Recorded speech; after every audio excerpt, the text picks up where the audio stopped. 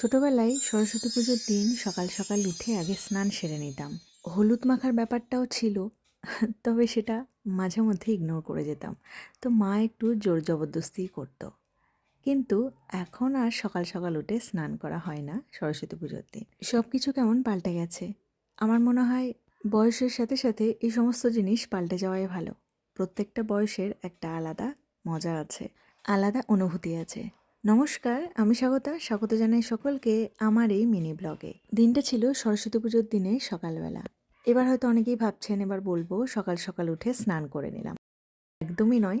আমি যখন স্নান করলাম তখন 10:30 বাজে, আর যখন রেডি হচ্ছিলাম তখন 11টা। মানে আমি এবারে পুজোয় অঞ্জলি দিইনি। তবে হ্যাঁ, ছেলেকে টাইম মতো রেডি করে দিয়েছিলাম। সব কিছু সময়ের সাথে সাথে পাল্টে গেলেও কিন্তু পুরোহিত মশাইদের এই সরস্বতী পুজোর দিনের তাড়াটা কিন্তু পাল্টাবে না। তখনও কিন্তু তাড়াহুড়ো ছিল, এখনও তাড়াহুড়ো। সকাল সকাল উঠে তো গিয়েছিলাম, কিন্তু রান্নাঘরে কাজ ছিল, সমস্ত কিছু করে তারপরে আমি স্নান সেরে একটু বেরিয়েছিলাম। এবার ঠাকুরের কাছে বই দেওয়া হয়নি, মানে ইচ্ছা করে আর বইটা দিইনি। কিছুদিন আগে পর্যন্তও দিচ্ছিলাম। পড়াশোনার পাঠ একেবারেই বন্ধ করে দিয়েছি। সরস্বতী ঠাকুরকে আর কত বলবো বিদ্যা দাও বুদ্ধি দাও।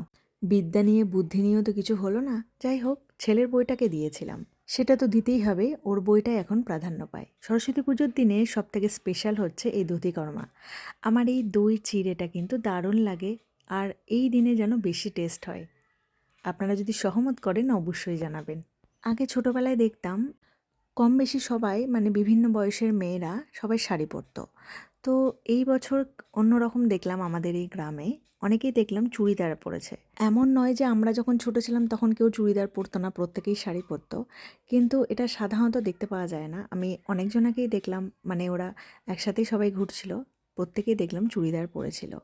তো বেশিরভাগটাই চুড়িদারের দলেই ছিল। আস্তে আস্তে মনে হয় সব কিছু পাল্টে যাচ্ছে। কিন্তু ছেলেদেরকে খেয়াল করে দেখলাম কম বেশি সবাই কিন্তু পাঞ্জাবি পরে আছে, হলুদ রঙের বা সাদা, বা যাই হোক মন পছন্দ। এই সাদা বিল্ডিংটা দেখছেন, এটা হচ্ছে আমাদের দোকানের পেছনে, ওটা লজের পেছনটা। এবারে যাচ্ছিলাম ছেলের স্কুলে, যথারীতি ছেলের স্কুল বন্ধ হয়ে গেছে, মানে আমার যেতে একটু লেটই হয়ে যায়। তো জানালা দিয়ে ঠাকুরটা দেখে চলে এলাম।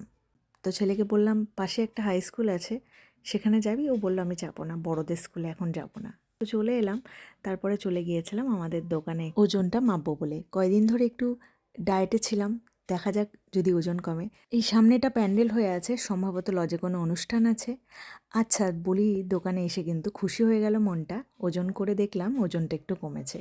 তো মনে মনে এটাই ভাবলাম আবার গিয়ে খাওয়া দাওয়া শুরু করব। এটা হচ্ছে দোকানের অ্যাকোরিয়াম। এই দোকানে অ্যাকোরিয়ামে খুব ছোট ছোট মাছ রাখা আছে, মেনটেনেন্সের একটু অসুবিধা, তো যেটুকু রাখা যায়। তো বাড়ি চলে এলাম, বাড়ি চলে এসে আজকে খিচুড়ি ছিল, প্রত্যেকেরই তাই। আজকের ভিডিওটা কেমন লাগলো অবশ্যই জানাবেন। সকলে ভালো থাকবেন, সুস্থ থাকবেন।